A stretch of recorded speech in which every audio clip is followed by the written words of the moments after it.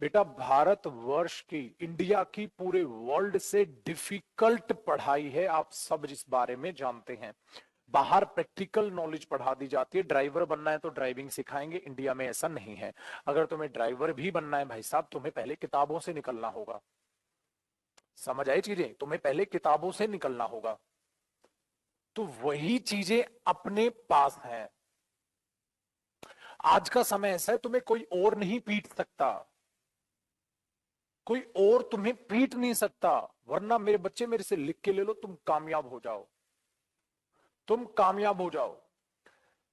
एक पिता, यहां मैं किसी पिता का निरादर नहीं कर रहा, मैं सिर्फ एक बात को कहने की कोशिश कर रहा हूं। मेरी बातों को अगर दिल से समझने की कोशिश करना बेटा, मैं बहुत गहराई की बातें बहुत कम करता हूं और बहुत कम बैचेज में करता हूं। मेरी बात को जरा ध्यान से समझना।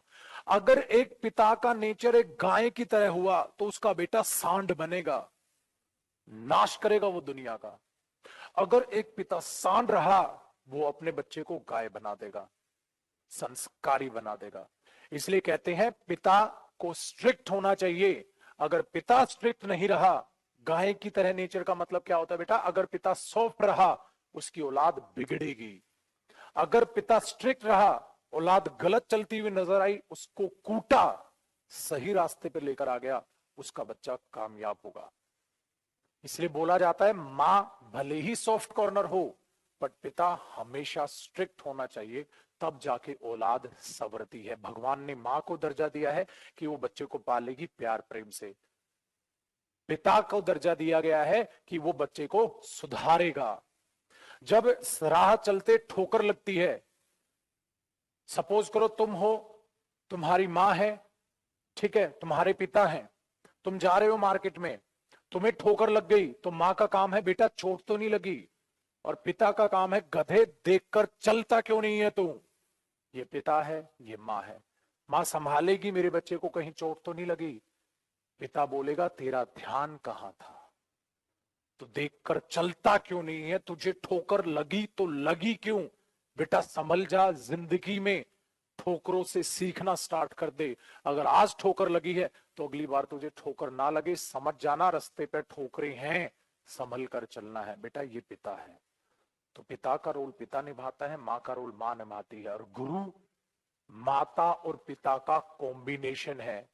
गुरु तुम्हें प्यार से भी समझाएगा और गुरु तुम्हें डांट से भी समझाएगा। पहले के समय पे ऐसा होता था, गुरु डंडे से कूटते थे तो पहले के बच्चे ज्यादा पढ़ते थे। आजकल के नहीं है भाई। कहीं ना कहीं फिर टीचर्स लोग भी सेल्फिश हो जाते हैं। छोड़ यार, जब माननी नहीं है तो मैं क्या कहूं। अच्छे अच्छे टीचर्स का भी मैंने ऐसा नेचर देखा है कि वो भी अपना नेचर बदल लेते हैं। कहते हैं यार मानते ही नहीं है बच्चे, छोड़ना यार, फिर क्या बोलूंगा। बच्चे ही कहते हैं सर फीस दे दी, खत्म हुआ आपका काम भी, मेरा खत्म हुआ, मैं पढ़ूं ना पढ़ूं, मेरे घर वालों की टेंशन है, आप क्या क्या काम। तो कहीं ना कहीं टीचर्स भी फिर बचना स्टार्ट कर देते हैं, जब बच्चे ही सीरियस नहीं है तो मैं क्या कर लूंगा। बट बेटा इस बात को अपने दिमाग में गहराई से बैठा लो, मेरा नेचर कतई ऐसा नहीं है। मैं माँ और बाप का कॉम्बिनेशन हूं अपने स्टूडेंट्स के लिए। प्यार से भी पढ़ाऊंगा, डांट के भी पढ़ाऊंगा, और हर गुरु को ऐसा होना पड़ेगा। समाज को अगर सुधारना है, स्टूडेंट्स को अगर कुछ अचीव करना है। इसलिए बेटा माँ से माँ के गुण लो, पिता से पिता के गुण लो, तभी संस्कारी बनोगे, तभी लाइफ में कामयाब होगे। और गुरु हमेशा आप लोगों के साथ हैं। गुरु की रिस्पेक्ट रखो, माँ बाप की रिस्पेक्ट रखो, अगर जीवन में कामयाब होना है। और दूसरा, अपनी रिस्पेक्ट अपनी नजरों में भी रखो। अगर तुमसे कोई गलती होती है तो माँ बाप या गुरु बाद में डांटेगा, पहले खुद को खुद भी डांटना सीख लो। ऐसा मुझसे हो कैसे गया, ऐसा मुझसे हो कैसे गया, मैं खुद क्यों नहीं संभला। जो खुद की गलतियों से खुद सीखना स्टार्ट कर दे, उससे महान कोई नहीं है। खुद नहीं सीखा, माँ बाप या गुरु ने सिखा दिया। तो कहीं ना कहीं ये कहते हैं हम लाइफ में सबसे पहले माँ बाप या गुरु आते हैं। मैं कहता हूं सबसे पहले बेटा आप खुद आते हो। जो खुद की ठोकरों से, खुद की गलतियों से सीखना खुद स्टार्ट कर देगा। हर वक्त माँ बाप आपके साथ नहीं हो सकते, गुरु आपके साथ नहीं हो सकते। मेरी डांट फटकार आपके साथ रहेगी, दिल तक छुएगी बातचीत को, अगर आप सीरियसली चीजों को लोगे।